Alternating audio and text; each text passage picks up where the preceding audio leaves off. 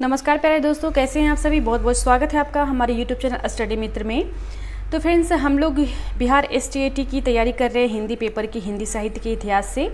तो अभी तक हम लोग आदिकाल में ऑब्जेक्टिव क्वेश्चन को कर चुके हैं, लगभग ऑब्जेक्टिव क्वेश्चन को कर चुके हैं और अब आदिकाल से हम लोग हर एक टॉपिक को अच्छे से समझ रहे हैं, उसके प्रति अपनी समझ को विकसित कर रहे हैं। तो फ्रेंड्स, अभी तक हम लोगों ने क्या क्या किया है आदिकाल में, एक बार चर्चा हो जाए उस पर। तो अभी तक हम लोगों ने काल विभाजन, नामकरण और उसके बाद अभ्रंश साहित्य, शिष्य साहित्य, नाथ साहित्य, जैन साहित्य, ये सभी हम सभी कर चुके हैं। अगर आप हमारे चैनल से नए जुड़े हैं तो हमारे चैनल को सब्सक्राइब कर लें और बेल आइकन को भी प्रेस कर दें। इसके बाद आज के इस टॉपिक में यानी इस वीडियो में हम लोग करने वाले हैं लौकिक साहित्य, अमीर खुसरो और विद्यापति। इसके बाद जो है, इस वीडियो के बाद एक और वीडियो आएगा रासो साहित्य से संबंधित, क्योंकि रासो साहित्य जो है काफ़ी लंबा है और उसमें बहुत सारे इंपॉर्टेंट क्वेश्चन बनते हैं, तो उसे मैं अलग से ही लाऊंगी। इसके बाद जो पूरा का पूरा आदिकाल हमारा समाप्त हो जाएगा। तो चलिए सबसे पहले करते हैं इस वीडियो में, यानी आज के इस टॉपिक में हम लोग लौकिक साहित्य करने वाले हैं, अमीर खुसरो और विद्यापति जी को। तो सबसे पहले हम लोग लौकिक साहित्य करेंगे। तो लौकिक साहित्य क्या है, पहले ये जान लेते हैं, इस पर चर्चा हो जाए कि लौकिक साहित्य है क्या। तो आदिकाल में रचित ऐसी रचनाएं जो कि प्रमुख रूप से प्रवृत्तियां हैं, जैसे कि रासो साहित्य, शिष्य साहित्य, नाथ साहित्य, इन सभी के अतिरिक्त स्वच्छंद रूप से लौकिक विषयों को जो आधार बना के जो रचनाएं रची गई, उसे ही लौकिक साहित्य कहा गया।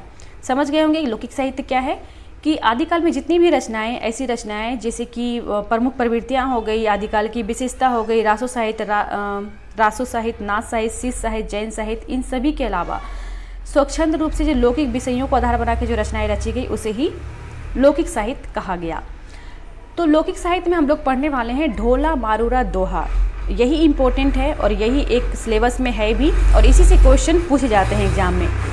तो सबसे पहले देख लेते हैं कि लौकिक साहित्य में यह जो है ढोला, मारूरा, दोहा, तो इसके लेखक कौन हैं। तो इसके लेखक हैं कल्लोल कवि और कुशल लाभ। कुशल लाभ का एक और नाम है कुशल राय। अब आपके दिमाग में एक सवाल उठ रहा होगा कि मैम, है तो एक ही रचनाएं, लेकिन इनके दो दो कवि कैसे हो गए। तो अब मैं बताती हूँ कि दो दो कवि इनके कैसे हो गए। तो मुख्य रूप से इनके कवि जो है ढोला, मारूरा, दोहा के, वह है कल्लोल कवि। कौन है ये? कल्लोल कवि ही है मुख्य रूप से इनके कवि। लेकिन ये जो है ना, ये बाद के कवि है। इन्होंने क्या किया, कुशल लाभ ने कुछ पदों को रचकर इसमें शामिल किया, तो ये भी इसके कवि कहलाए गए, लेकिन मुख्य रूप से जो है यही कवि हैं। अब एक और सवाल आपके दिमाग में आ रहा होगा कि अगर क्वेश्चन में ऐसा प्रश्न पूछा गया कि ढोला, मारूरा, दोहा के रचनाकार कौन है, तो दोनों ऑप्शन में रहेगा तो किसे लगाएंगे। दोनों ऑप्शन में रहेगा तो किसे लगाएंगे, और एक ही को चुनना हो तो आपको चुनना है कल्लोल कवि को, क्योंकि कल्लोल कवि जो हैं ये प्रथम कवि हैं, मुख्य रूप से यही कवि हैं। ये बाद के कवि हैं, इन्होंने कुछ पदों को रच के इसमें शामिल किया है, लेकिन मुख्य रूप से इसके कवि कौन है, तो कल्लोल कवि हैं। ठीक है। वैसे ऑप्शन में दोनों में से कोई एक ही नाम रहेगा, दोनों नहीं ही रहता है। तो अभी तक मैंने जितने भी क्वेश्चन देखे हैं उसमें तो एक ही नाम रहा है, या तो कभी ये पूछ लिया जाता है, यानी ऑप्शन में ये रहता है, कभी ये रहता है। तो दोनों नामों को आपको ध्यान में रखना है, या तो कुशल लाभ, या कुशल लाभ का एक और नाम है कुशल राय, ये भी आपको ध्यान में रख लेना है, और कल्लोल कवि। तो दोनों में से कोई भी एक ऑप्शन आएगा तो दोनों में से एक लगा सकते हैं। अगर दोनों ऑप्शन रहा, यानी दोनों नाम दिए रहे और पूछा जाए कि इसके रचनाकार कौन है, तो आप सबसे पहले इसी में लगाएंगे, कल्लोल कवि में। ठीक है। चलिए, 11वीं शताब्दी में रचित एक प्रसिद्ध प्रेम काव्य है ढोला, मारूरा, दोहा। क्या है? एक प्रसिद्ध प्रेम काव्य है। आचार्य शुक्ल के अनुसार यह रचना सर्वप्रथम 1473 ईस्वी में कल्लोल कवि के द्वारा रची गई। आचार्य शुक्ल के अनुसार यह रचना कब रची गई? सर्वप्रथम 1473 ईस्वी में कल्लोल कवि के द्वारा रची गई। आचार्य शुक्ल ने भी माना कि सर्वप्रथम यह रचना जो है कल्लोल कवि के द्वारा ही रची गई। कब? 1473 ईस्वी में। इसके बाद क्या हुआ, जैन कवि कुशल लाभ, जिनका एक और नाम है कुशल राय, इन्होंने 1561 ईस्वी में कुछ पद को रचकर इसमें जोड़ दिया। अतः इस प्रकार कुशल लाभ को भी इसका रचनाकार मान लिया जाता है। ठीक है, क्लियर हो गया। अब आती है बात कि इसकी भाषा शैली कैसी है। तो भाषा शैली जो इसकी है डिंगल है। आपको पता होगा कि डिंगल शैली क्या होती है, पिंगल शैली क्या होती है। अगर नहीं पता है तो दोस्तों मैं बता देती हूँ कि डिंगल शैली क्या होती है, पिंगल शैली क्या होती है। इसे कुछ लोगों को पता होगा, कुछ लोगों को नहीं पता होगा, लेकिन ये जानना काफ़ी इंपॉर्टेंट है, क्योंकि जब हम रासो साहित्य पढ़ेंगे ना, उसमें हम बहुत बार आएगा डिंगल शैली। तो मैं आपको बता देती हूँ डिंगल शैली होती है क्या। तो अभ्रंश शैली के साथ राजस्थानी भाषा का जो प्रयोग होता है उसे ही डिंगल शैली कहा जाता है। और पिंगल शैली क्या होती है कि अभ्रंश भाषा के साथ ब्रज भाषा का जो प्रयोग होता है उसे पिंगल शैली कहा जाता है। तो समझ गए डिंगल शैली क्या है। डिंगल शैली के साथ अभ्रंश भाषा के साथ क्या होता है, राजस्थानी भाषा का प्रयोग होता है। और पिंगल शैली के साथ क्या होता है, अभ्रंश शैली के साथ जो है ब्रज भाषा का प्रयोग होता है। चलिए, तो ये भी आपको ध्यान में रखना है कि इसकी भाषा शैली कैसी है, तो डिंगल शैली है। संपादन, तो इस रचना के पदों का संपादन जो है 1934 ईस्वी में नागरी प्रचारणी सभा काशी के द्वारा किया गया था। इसका संपादन कब हुआ, ढोला मारूरा दोहा का। तो इसका संपादन जो है इस पद के यानी इस रचना के पदों का संपादन कब हुआ, तो ये याद रखना है 1934 ईस्वी में। किसके द्वारा किया गया, तो नागरी प्रचारणी सभा काशी के द्वारा किया गया। और इसमें जो है ना 3 लोगों का जो है या कहे कि 3 विद्वानों का महत्वपूर्ण योगदान था मुख्य रूप से। और तीनों का नाम एक बार हम लोग देख लेते हैं। तो वह नाम है श्री राम सिंह, उसके बाद है श्री नरोत्तम स्वामी, उसके बाद है श्री सूर्यकरण पारिक। और ये तीनों नामों को आपको ध्यान में रखना है, क्योंकि आज के जो क्वेश्चन आते हैं ये रहता है कि 3 नाम आपके सही रहते हैं, एक नाम जो है वो गलत रहता है या फिर एक ऑप्शन गलत रहता है। तो उसमें ये पूछा जाता है कि इनमें से कौन ऐसे कवि हैं जिनका योगदान जो है संपादन करने में नहीं था। तो तीनों नाम आपको याद रखना इसके लिए काफ़ी जरूरी है। तो तीनों नामों को आप ध्यान में रखेंगे, कौन कौन, श्री राम सिंह, श्री नरोत्तम स्वामी और श्री सूर्यकरण पारिक। इन तीनों का विशेष योगदान रहा इनके पदों के संपादन में। चलिए बढ़ते हैं आगे। तो इसमें क्या क्या विशेष बातें हैं वो देख लेते हैं। तो इस पे ढोला नामक राजकुमार और मारवाड़ी नामक, देखिए एक मारवाड़ी भी नाम आपको देखने को मिल जाएगा इसका, और एक मारवाड़ी भी मिलता है। कहीं कहीं पे ये रहता है, कहीं कहीं पे ये रहता है। और कितने सारे बुक में तो ये होता है कि दोनों नाम दिए रहते हैं, एक जगह ये दिया रहता है फिर दूसरी जगह ये दिया रहता है। तो दोनों नामों को आप ध्यान में रखेंगे। कई बार होता है ऐसा भी कि एग्जाम में कभी ये नाम दे दिया जाता है, कभी ये नाम दे दिया जाता है, ठीक है। तो इसमें कन्फ्यूज नहीं करना है, बहुत सारी कन्फ्यूजन होती है। तो देखिए ये टाइपिंग मिस्टेक के कारण हो रही है, मतलब बुक में ऐसा टाइपिंग मिस्टेक के कारण होता है या फिर किस कारण से होता है ये तो मुझे नहीं पता, लेकिन आप दोनों नामों को ध्यान में रख लो तो ज़्यादा सही है। क्योंकि कई बार ये नाम रहता है, कई बार ये रहता है। बस यहाँ पे र और नी, यही दोनों का अंतर है, र और नो का, ठीक है।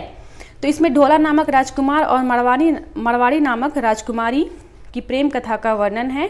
और इस काव्य का मूल कवि जो है कल्लोल ही था। यहाँ पे मैंने इसलिए लिख दिया कि ये ध्यान में रखने के लिए कि कल्लोल कवि को ही आपको मुख्य रूप से ध्यान में रखना है। अब देख लेते हैं प्रमुख पात्र। तो नायक जो है जयपुर के कछवाहा वंश के शासक राजा नल के पुत्र राजकुमार ढोला है। कौन है इसमें नायक, कौन है इस प्रेम कथा में नायक कौन है, तो ढोला नामक एक राजकुमार है। उसके बाद नायिका कौन है, तो पुगल बीकानेर के राजा पिंगल की पुत्री राजकुमारी मारवाड़ी। यहाँ पे भी मैंने दोनों नाम को रखा है, आप लोग ध्यान में रखेंगे इसे, ठीक है। मारवाड़ी या फिर मारवाड़ी यही है। तो इसमें नायिका कौन है, तो मारवाड़ी नामक की एक राजकुमारी है, वही है नायिका। और नायक कौन है, ढोला नामक एक राजकुमार है। इसका मूल रूप जो है दोहों में मिलता है। मूल रूप इसका किस में मिलता है, तो दोहों में मिलता है। ये दोहे श्रृंगार रस से परिपूर्ण है। कई बार ये पूछ लिया जाता है कि ढोला मारूरा दोहा है उसमें किस रस की प्रधानता है, तो इसमें श्रृंगार रस की प्रधानता है। यह दोहा जो है श्रृंगार रस से परिपूर्ण है। इस काव्य की महत्वपूर्ण पंक्तियां जो है इस प्रकार से है, देख लीजिए। इस काव्य की ये जो पंक्तियां काफ़ी महत्वपूर्ण है और इससे क्वेश्चन पूछ लिया जाता है।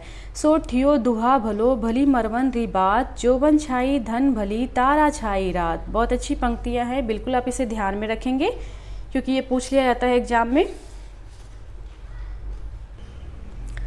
देखिए, आचार्य हजारी प्रसाद द्विवेदी, नरोत्तम स्वामी, विश्वनाथ प्रसाद मिश्र इत्यादि विद्वानों ने इस काव्य के भाव गंभीर्य को प्रसकृत लोक रुचि का प्रतीक माना है।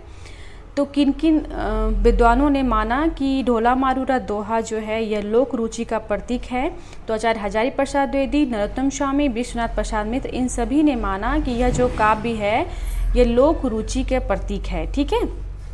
देखिए, अब नेक्स्ट पॉइंट है कि आदिकाल में लोक भाषा काव्य का भी प्रचुरता रही है। इनमें ढोला मारूरा दोहा सर्वाधिक लोकप्रिय एवं महत्वपूर्ण है।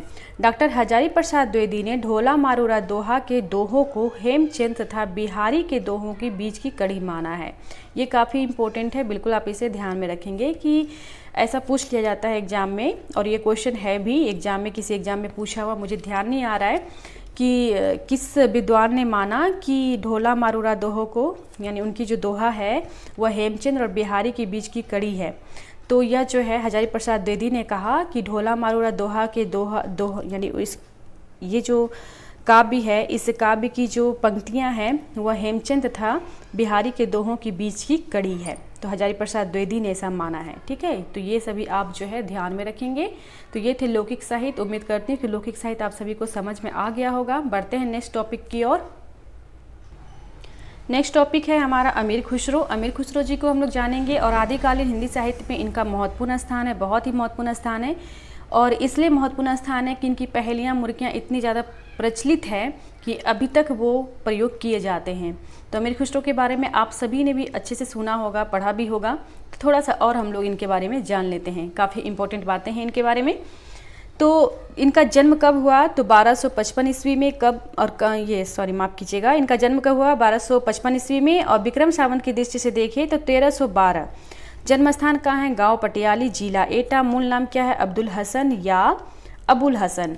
उपाधि तो खुसरो सुखन की उपाधि मिली महज 12 वर्ष की उम्र में। कितनी बड़ी बात है कि महज 12 वर्ष की उम्र में इनको जो है खुसरो सुखन की उपाधि प्रदान की गई।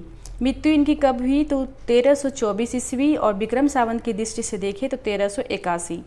गुरु इनके कौन हुए? तो निजामुद्दीन औलिया हुए इनके गुरु। कई बार ये गुरु से भी नाम पूछ लिया जाता है कि अमीर खुसरो के गुरु कौन है, तो निजामुद्दीन औलिया, आप इसे ध्यान में रखेंगे। उपनाम तो तोताए हिंद और तुर्क अल्लाह, इन सभी नामों से इनको जाना जाता है। अब देख लेते हैं महत्वपूर्ण तथ्य इनके बारे में क्या क्या है। तो अमीर खुसरो की भाषा हिंदी की आधुनिक काव्य भाषा के रूप में पूर्णतः प्रतिष्ठित होने का संकेत देती है। और भी विशेष बातें हैं इनके बारे में, बहुत अच्छी अच्छी बातें हैं, वो भी हम अभी देखेंगे। प्रमुख रचनाएं इनकी कौन कौन सी है? तो प्रमुख रचनाएं जो है ये भी काफ़ी इंपॉर्टेंट है। कई बार ये पूछ लिया जाता है कि ये रचनाएं किन की है, या फिर अमीर खुसरो की रचनाएं इनमें से कौन सी रचनाएं ऐसी है जो अमीर खुसरो की है। तो बिल्कुल आप इस सभी रचनाओं को ध्यान में रखेंगे। तो इनकी रचनाएं कौन कौन सी है प्रमुख रचनाएं? तो खालिक बारी है, पहेलियाँ हैं, मुर्कियाँ हैं, गज़ल है, दो सूखने हैं, ये काफ़ी पूछा जाता है, बहुत बार ये पूछा जाता है। नूह सीपर है, हालाते कन्हैया है, नजराने ए हिंद है। तो ये सभी इनकी प्रमुख रचनाएँ हैं। अब इन प्रमुख रचनाओं के बारे में कुछ कुछ बातों का पता चलता है हमें, उन सभी को देख लेते हैं जिन जिन रचनाओं के बारे में पता चलता है। तो खालिक बारी जो है यह रचना इनकी शब्दकोश है। खालिक बारी क्या है? यह एक शब्दकोश है जिसमें कि तुर्की, अरबी, फारसी, हिंदी भाषा के पर्यायवाची शब्दों को शामिल किया गया है। यह रचना गयासुद्दीन तुगलक के पुत्र को भाषा ज्ञान देने के लिए लिखी गई थी। देखिए, तो यह जो रचना है कितनी इम्पोर्टेंट रचना है, यानी कि इससे भी ना आप कोई सेट देखेंगे जब बनाएंगे हिंदी साहित्य के इतिहास से संबंधित कोई भी सेट अगर बनाएंगे आप, तो उसमें आपको ये मिल जाएगा कि ये इनकी रचनाओं से भी पूछ लिया जाता है कि जैसे कि शब्दकोश वाली इनकी कौन सी रचनाएं हैं, ऐसी कौन सी रचनाएं हैं जिसमें कि शब्दकोश का उल्लेख है या शब्दकोश है। तो खालिक बारी जो इनकी रचनाएं हैं वह एक शब्दकोश है जिसमें कि तुर्की, अरबी, फारसी, हिंदी भाषा का पर्यायवाची शब्दों को शामिल किया गया। और यह रचनाएं इन्होंने क्यों रची थी? तो गयासुद्दीन तुगलक के पुत्र को भाषा ज्ञान देने के लिए इन्होंने लिखी थी। अब है नूह सीपर। तो नूह सीपर में भारतीय बोलियों के संबंध में विस्तृत वर्णन किया गया है। ये भी काफ़ी इंपॉर्टेंट है कि नूह सीपर में किसका वर्णन किया गया है? तो भारतीय बोलियों के संबंध में वर्णन किया गया है। अलाउद्दीन खिजली ने इनको तोताए हिंद की उपाधि प्रदान की। अमीर खुसरो जी को तोताए हिंद की उपाधि किसने प्रदान की? तो अलाउद्दीन खिजली ने। ठीक है, ये भी आपको ध्यान रखना है, काफ़ी इंपॉर्टेंट है। अब है संगीत के क्षेत्र में इन्होंने आवाज़-ए-खुसरवी नामक ग्रंथ की रचना की तथा नवीन रागों का आविष्कार भी किया। इन्होंने पहेलियाँ, मुर्कियाँ ये सब तो लिखा ही इन्होंने, और शब्दकोश भी इन्होंने लिखा। इसके अलावा जो इन्होंने संगीत के क्षेत्र में भी अपना परचम लहराया था, और उन्होंने आवाज़-ए-खुसरवी नामक एक ग्रंथ की रचना भी की और नवीन रागों का आविष्कार भी इन्होंने किया था। बहुत महान हस्ती थे ये हिंदी साहित्य के इतिहास में अगर देखा जाए तो। नेक्स्ट पॉइंट है कि अमीर खुसरो ने भाषा के लिए हिंदी शब्द का प्रयोग जो है, इन्होंने भाषा के लिए हिंदी शब्द का प्रयोग किस प्रकार से किया? तो हिंदोई, हिंदोई, हिंदवी जैसे शब्दों का प्रयोग करके हिंदी नाम दिया। इन सभी शब्दों का प्रयोग करके इन्होंने हिंदी नाम दिया। अमीर खुसरो को हिंदी खड़ी बोली का प्रथम कवि भी माना जाता है। और ये भी काफ़ी इम्पोर्टेंट है कि हिंदी के यानी कि हिंदी खड़ी बोली का प्रथम कवि किसे माना जाता है, तो अमीर खुसरो जी को माना जाता है। ब्रज और अवधि को मिलाकर काव्य रचना करने का जो आरंभ सबसे पहले इन्होंने ही किया था। तो ये भी क्वेश्चन यहाँ से बन जाता है कि ब्रज और अवधि को मिलाकर सर्वप्रथम किसने काव्य रचना आरंभ किया था, तो अमीर खुसरो जी ने आरंभ किया था। इनको हिंदू मुसलमानी स्रवंती संस्कृति का प्रथम प्रतिनिधि भी कवि माना जाता है। कितनी अच्छी अच्छी बातें इनके बारे में पता चल रही है ना, बहुत ही अच्छी अच्छी बातें हैं जो कि सब लग रहा है कि काफ़ी इंपॉर्टेंट है और एग्जाम में यहाँ से क्वेश्चन बन सकते हैं, यहाँ से क्वेश्चन बन सकते हैं। तो हर तथ्य को हम लोग अच्छे से समझ भी रहे हैं, जान भी रहे हैं। तो इनको जो है हिंदू मुसलमानी स्रवंती संस्कृति का प्रथम प्रतिनिधि कवि माना जाता है। खुसरो की हिंदी रचनाओं का प्रथम संकलन जो है जवाहरे खुसरवी नाम से सन 1918 ईस्वी में मौलाना रशीद अहमद सलाम ने अलीगढ़ से प्रकाशित करवाया था। किसने प्रकाशित करवाया था, तो मौलाना रशीद अहमद सलाम ने अलीगढ़ से प्रकाशित करवाया था। कब करवाया था, तो 1918 ईस्वी में। किस नाम से, तो जवाहरे खुसरवी। ठीक है। नेक्स्ट पॉइंट है कि खुसरो की रचनाओं का द्वितीय संकलन 1922 ईस्वी में ब्रज रत्न दास ने नागरिक प्रचारणी सभा काशी के माध्यम से खुसरो की हिंदी कविता नाम से करवाया था। खुसरो की रचनाओं का द्वितीय संकलन कब प्रकाशित हुआ, तो 1922 ईस्वी में। किसने करवाया, तो ब्रज रत्न दास ने। कहाँ से, तो नागरिक प्रचारणी सभा काशी से। और खुसरो की माने किस नाम से इनकी द्वितीय संकलन जो प्रकाशित हुई, किस नाम से, तो खुसरो की हिंदी कविता के नाम से। ठीक है, ये काफ़ी इंपॉर्टेंट है, ये भी इसको भी ध्यान रखना है। लगभग लग रहे सारे तथ्य जो है काफ़ी इंपॉर्टेंट हैं। अमीर खुसरो का पूरा नाम जो था वो क्या था, तो अबुल यमुद्दीन खुसरो। अमीर खुसरो का पूरा नाम अबुल यमुद्दीन खुसरो। डॉक्टर राम कुमार वर्मा ने इनको अवधि का प्रथम कवि माना है। अवधि का प्रथम कवि अमीर खुसरो को किसने माना है, तो डॉक्टर राम कुमार वर्मा ने माना है। नेक्स्ट पॉइंट है कि अब देखिए इनकी जो पहेलियां हैं जो कि काफ़ी प्रसिद्ध है, उसकी एक बार चर्चा हम लोग कर लेते हैं, देख लेते हैं, क्योंकि ये पहेलियां जो है मुझे भी बहुत अच्छा मतलब लगता है, तो आप सभी को भी उम्मीद करती हूँ कि अच्छा लगेगा। तो एक बार पढ़ लेते हैं इसको। एक थाल मोती से भरा, सबके सिर वह ओधा धरा, चारों ओर वह थाली न फिरे, मोती उससे एक न गिरे। एक थाल मोती से भरा, सबके सिर वह ओधा धरा, चारों ओर वह थाली न फिरे, मोती उससे एक न गिरे। तो इसका मतलब क्या होता है, इसका मतलब होता है आकाश। अब देखिए ये बहुत अच्छी है कि एक नारी ने अचरज किया, सांप मार पिंजरे में दिया, जो जो सांप तल को खावे, सूखे ताल सांप मर जावे। इसका आंसर होता है दियाबाती, है ना। बहुत अच्छी अच्छी पहेलियाँ इनकी। तो उम्मीद करती हूँ कि अमीर खुसरो के बारे में भी जान के आप सभी को अच्छा लगा होगा। बढ़ते हैं हम लोग अब नेक्स्ट टॉपिक की ओर, जो कि है विद्यापति जी। विद्यापति जी, तो विद्यापति जी का भी आदिकालीन हिंदी साहित्य में जो है बहुत ही महत्वपूर्ण स्थान है और ये आदिकाल के कवि हैं। कई बार ये क्वेश्चन पूछा जाता है कि विद्यापति जो है किस काल के कवि हैं, तो बहुत सारी कन्फ्यूजन होती हैं कि ये भक्ति काल के हैं या फिर आदिकाल के हैं। तो ये भक्ति काल के नहीं है, ये आदिकाल के कवि हैं। बिल्कुल आप इसे ध्यान में रखेंगे, स्पष्ट रूप से ध्यान में रखेंगे कि विद्यापति जी जो हैं वो आदिकाल के कवि माने जाते हैं। ठीक है, तो इनका जन्म कब हुआ, तो इनके जन्म को लेके जो है काफ़ी सारी भ्रांतियां हैं और सही सही अनुमान नहीं है कि इनका जन्म कब हुआ था। तो कहीं भी जानकारियाँ नहीं मिलती है। कुछ विद्वानों ने बस मान लिया है कि ये इनका जन्म हो सकता है, तो उन्होंने कुछ ईस्वी को रखा और उसके मध्य को यानी मध्य की उसी के मध्य उन्होंने माना, मृत्यु भी और जन्म भी।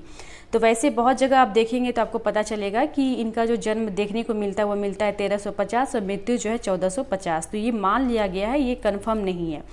तो वैसे हम भी इन्हीं को मानते हैं, 1350 और 1400 यानी 1350 इनका जन्म और 1450 इनकी मृत्यु, जहाँ हर जगह देखने को मिलता है। वैसे देखिए हर जगह जो आपको मिलेगी देखने में, बहुत सारे बुक में जो कि काफ़ी ऑथेंटिक बुक है उनमें देखने को जो मिलेगी, तो आपको ये मिलेगा कि इनका जन्म जो है 1350 ईस्वी से 1374 के मध्य माना जाता है। मध्य इसलिए माना जाता है कि इसी के बीच हुआ होगा। मृत्यु इनकी कब हुई, तो सन 1440 ईस्वी से 1448 के मध्य माना जाता है। जन्म स्थान कहाँ है, तो ग्राम बिपसी है, जिला दरभंगा, बिहार, मधुबनी में। जन्म इनका कहाँ हुआ था, तो जिला दरभंगा और ग्राम जो है बिपसी, कहाँ है दरभंगा, तो बिहार, मधुबनी में है। इनके गुरु का क्या नाम था, तो इनके गुरु का जो नाम था वह था पंडित हरि मिश्र। पंडित हरि मिश्र। प्रमुख रचनाएं इनकी कौन कौन सी है, तो प्रमुख रचनाएं जो ये काफ़ी इंपॉर्टेंट है और ये पूछ लिया जाता है, तो इसको हम लोग देखेंगे अच्छे से। कौन कौन सी रचनाएं इनकी संस्कृत में है, कौन सी रचनाएं अवहट में है, कौन सी रचनाएं इनकी मैथिली भाषा में है। तो संस्कृत में इनकी 2 रचनाएं हैं, सेव सर्वस्व सार और गंगा वाक्यावली। बिल्कुल आप इसे ध्यान में रखेंगे, कौन सी रचनाएं इनकी संस्कृत में है, कौन सी रचनाएं इनकी अवहट में, कौन सी मैथिली में है। ठीक है, तो अवहट में जो इनकी रचना है वह है कीर्तिलता और कीर्तिपातका। इससे बहुत बार क्वेश्चन पूछा जाता है। तो वैसे क्वेश्चन सभी से बनने के चांसेस होते हैं, तो हमेशा ऐसा नहीं कि एक ही से क्वेश्चन पूछा जाए, तो बिल्कुल आप सभी को ध्यान में रखेंगे। तो मैथिली भाषा में इनकी रचना है वह है पदावली और गौरक्ष विजय। गौरक्ष विजय एक नाटक है। ठीक है, अब देखते हैं क्या क्या विशेष बातें इनके बारे में पता चलती है। तो मैथिली भाषा में सरस काव्य रचना करने के लिए इनको मैथिल कोकिल कहा गया। मैथिल कोकिल इन्हें क्यों कहा गया? तो मैथिल कोकिल इसलिए कहा गया कि मैथिल भाषा में ये सरस काव्य की रचना किया करते थे और मैथिल भाषा जो है इनको बहुत ही अधिक प्रिय था। ठीक है, विद्यापति जी को मैथिल कोकिल, कवि शेखर, अभिनव जयदेव, कवि रंजन, कवि कंठाहार इन नामों से भी जाना जाता है। और इन सभी नामों को आपको ध्यान में रखना है क्योंकि ये काफ़ी इंपॉर्टेंट है, इससे भी पूछ लिया जाता है क्वेश्चन। ठीक है, तो विद्यापति को किन किन नामों से? तो मैथिल कोकिल, कवि शेखर, अभिनव जयदेव, कवि रंजन, कवि कंठाहार इन सभी नामों से विद्यापति जी को जाना जाता है। विद्यापति ने अपनी रचना कीर्तिलता को कहानी कहा है, इसकी चर्चा मैं कर चुकी हूँ। वैसे ही विद्यापति जब हम लोग पढ़ रहे हैं तो थोड़ा सा और अच्छे से करेंगे ही। तो विद्यापति ने अपनी रचना, किस रचना को कीर्तिलता को इन्होंने क्या कहा है? तो कहानी कहा है। ठीक है, इसे आप ध्यान में रखेंगे। विद्यापति की कीर्तिलता जो है ऐतिहासिक महत्व का एक प्रबंध काव्य है। क्या है वो? कीर्तिलता एक प्रबंध काव्य है और इसमें किसका वर्णन किया गया है? तो इसमें जो है कीर्ति सिंह द्वारा अपने पिता का बदला लेने का वर्णन है। इसमें क्या है? कीर्ति सिंह द्वारा अपने पिता का बदला लेने का वर्णन है। ठीक है, और ये पदावली जो है विद्यापति के यश का आधार माना जाता है। पदावली जो इनकी रचना है विद्यापति जी की, जो कि मैथिली भाषा में है, तो यह जो है यश का आधार माना जाता है विद्यापति जी का। इसमें किसका वर्णन है? तो इसमें जो है राधा कृष्ण के लौकिक प्रेम का वर्णन किया गया है। और इसे देखकर ही कुछ कवि ने कहा है कि कवि का मन जो है, यानी विद्यापति का जो मन है, वह संधि का चित्रण करने में विशेष रूप से रमा है। नेक्स्ट पॉइंट है कि इनकी पदावली रचना जयदेव द्वारा रचित गीत गोविंद के अनुकरण पर आधारित है। यानी कि इनकी जो रचना पदावली है, तो जयदेव की जो रचना है गीत गोविंद, उसी का अनुकरण किया गया है। यानी विद्यापति जी ने जयदेव की जो रचना है गीत गोविंद, उसी का उन्होंने अनुकरण करके यह लिखा है पदावली, और इसी कारण से इनको जो है अभिनव जयदेव भी कहा जाता है। ठीक है, तो अभिनव जयदेव क्यों कहा गया इनको विद्यापति जी को, ये तो समझ में आ गया होगा क्यों कहा गया। तो जयदेव की जो रचना है गीत गोविंद, उसी का अनुकरण करके इन्होंने पदावली की रचना की, इसलिए इन्हें अभिनव जयदेव कहा जाता है। विद्यापति तिरहुत के राजा शिव सिंह के दरबारी कवि माने जाते हैं। ये भी कई बार पूछ लिया जाता है कि विद्यापति किस राजा के दरबारी कवि थे? तो शिव सिंह राजा के दरबारी कवि थे। ये शैव मतायनु थे, यानी शैव धर्म को ये मानते थे विद्यापति जी। विद्यापति द्वारा भगवान शिव की भक्ति में रचे गए पद जो नित्य के साथ गाए जाते हैं वह निचारी कहलाते हैं। ये भी इम्पोर्टेंट है कि विद्यापति द्वारा जो भगवान शिव के भक्ति के पद जो रचे गए हैं, तो वह नित्य के साथ गाए जाते तो वह क्या कहलाते हैं? तो वह निचारी कहलाते हैं। ठीक है, अब हिंदी में कृष्ण को काव्य का विषय बनाने का श्रेय जो दिया जाता है वह विद्यापति जी को ही दिया जाता है। किसे दिया जाता है? विद्यापति जी को दिया जाता है। हजारी प्रसाद द्विवेदी ने कीर्तिलता को भृंग भृंगी संवाद कहा है। ये भी पूछ लिया जाता है कि किस विद्वान ने कीर्तिलता को भृंग भृंगी संवाद कहा है? तो आचार्य हजारी प्रसाद द्विवेदी ने कहा है, ये आप ध्यान में रखेंगे। आचार्य शुक्ल ने क्या कहा? इन्होंने कहा कि विद्यापति के पद जो है अधिकतर श्रृंगार के ही हैं, जिनमें नायिका और नायक राधा कृष्ण हैं। विद्यापति को कृष्ण भक्तों की परंपरा में नहीं समझना चाहिए। इन्होंने माना कि विद्यापति के जो पद है ना, अधिकतर वो क्या हैं? श्रृंगार के हैं, जिसमें कि नायक और नायिका राधा कृष्ण ही हैं। तो इसलिए मतलब इस कारण से विद्यापति को कृष्ण भक्तों की परंपरा में नहीं समझना चाहिए कि वो कृष्ण भक्त परंपरा में थे। और लास्ट पॉइंट है कि बंगाल में विद्यापति को लोग जो है वैष्णव भक्त कवि मानते हैं। बंगाल में वैष्णव भक्त कवि के नाम से ये जाने जाते हैं, या बंगाल के जो लोग हैं विद्यापति जी को मानते हैं कि ये जो है वैष्णव भक्त कवि हैं। तो ये भी काफ़ी इम्पोर्टेंट है और इन सभी को आप ध्यान में रखेंगे।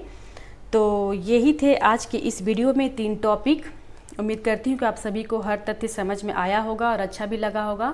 और आप सभी को मैं तहे दिल से शुक्रिया करना चाहती हूँ कि बहुत अच्छा लग रहा है हमें भी कि आप सभी वीडियो देख रहे हैं, लाइक भी कर रहे हैं, शेयर भी कर रहे हैं। बहुत बहुत धन्यवाद आप सभी को इसके लिए। ठीक है, इसी तरह खूब मन लगा के पढ़िए और अच्छे से पढ़िए। मैं यही चाहती हूँ, अब मेरे पास जो भी है मैं सब कुछ सारा कंटेंट मैं चाहती हूँ कि आप सभी को मिल जाए, ताकि आप सभी को जो है एग्ज़ाम में बहुत ही सहायता मिले। इसी तरह खूब मन लगा के पढ़िए आप सभी। मिलते हैं अगले वीडियो में, तब तक के लिए धन्यवाद।